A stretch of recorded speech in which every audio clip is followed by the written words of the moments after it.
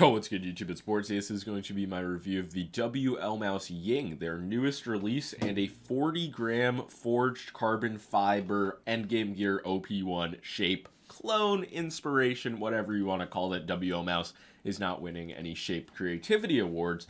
They did add some comfort grooves though, so it does not feel completely one-to-one in hand, and there is no lightweight OP1 alternative. I mean, there's the wired version at 50 grams, but yes, 40 grams, this is something. Yeah, if you are a sharp mouse buyer, you'll know that Chinese companies like Skyrox, G-Wolves, ATK, they're pushing out sub 40 gram mice for a significantly cheaper cost compared to 180. So this video gonna cover whether or not this is worth it. Yeah, I guess the first thing to talk about is just the build quality, the weight, the shell design, and I would say for a 40-gram mouse, the strength of the shell does seem to be very good. There are some build quality issues that I do have that I'll get into, but that's not directly related to just the forged carbon shell, and I'm not a carbon fiber composite, whatever you want to call it, expert. But yeah, there is a lot of debate over whether this is using like a compression mold pre-preg, if it's just all a fucking psyop. But yeah, if I had to guess, I'd say this is probably just some like Chinese mass-produced forged carbon fiber solution, and they did say it was taking them a while to nail it. They were having some production issues initially, and I would say most carbon composite mice like the ULX, the Arbiter Akitsu, they're all just kind of glorified plastic when it comes to the actual feeling in hand. This mouse actually does have a really nice, kind of dry, not especially rubberized, but not chalky either. It's just like a very dry, nice coating for a non-standard plastic mouse. But yeah, the issues really come not with the shell integrity, not with the weight balancing or density, but just the same issues that a fellow reviewer JQ has, which is like nasty wobbling, and you can hear just like the click grinding sound when I'm not even pressing into the mouse. So you can just feel this as you're gripping the mouse, the click's moving around ever so slightly. The left click is nowhere near as bad. The Omron optical implementation, it feels like the same as it does on a $50 mouse, if I'm being completely honest. Like, there's nothing premium feeling about these clicks. It's not stiff, but there's definitely like a bit of force that's required to activate the click. And yeah, another issue comes with the side buttons, and it's really just a bad amount of wobble. JQ's video is even worse, but I can notice with especially mouse 4 when I press it sometimes in game, that does press into the shell. It's not a make or break situation, but the side buttons are just so much lower quality than they are on the OP1. And it's like they noticed that the OP1 side buttons got higher towards the middle, so they kind of just tried to copy it, but they just eyeballed it. They really missed out on the tactility and the good quality feeling of the OP1 side buttons. But this is a unit from the first batch, which was only 300 units, so I can only assume it will get better. The first Beast X batch was a bit shaky as well. Jesus, that's not an easy phrase to say. The side buttons themselves, though, when you do just hit them on, they are very light, not tactile. Something, I guess I could call it a cheap feeling, but yeah, this would not be my number 1 recommendation for Fortnite. If you do really want a lighter version of the OP1 though, I mean, it will suffice. And yeah, that's really where this mouse shines, because the OP1 W4K comes in at like 59 grams, and it took me a while to get used to. I eventually, especially on faster pads now, I don't have an issue, and I actually appreciate like the stability and the kind of density that you get with the mouse.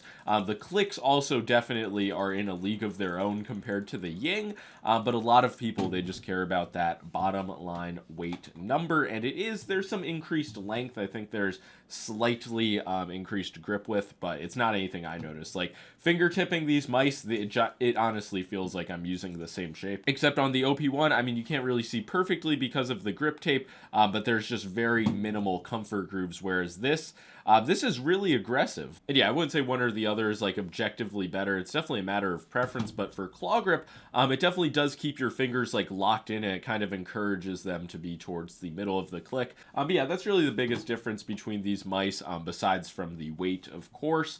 But I just don't feel like $180 for this is a bargain. It's really just like the carbon fiber marketing that a lot of people, I don't want to say fall for, but they just like, they think it's going to provide something it doesn't. If you just like the aesthetic and this sounds like a good mouse to you, you just want the quality issues to be ironed out, I think it's a completely solid product. But yeah, I guess I'm just very numb to the idea of a 40-gram mouse, and especially for something like a small to medium shape, it's just not that groundbreaking to the point it's worth like double the cost of the ATK F1 Extreme, especially with some potential quality issues. I feel like the G-Wolves Hot ES Ultra at 31 grams, this is a much more out there. Obviously, there are a ton of holes, and that is one thing to this mouse's credit. From WLmouse, they had always done a lot of holes before, so they were able to do solid shell, pretty solid like build quality at the 40-gram weight. So it's nothing to laugh at, but I don't really see the value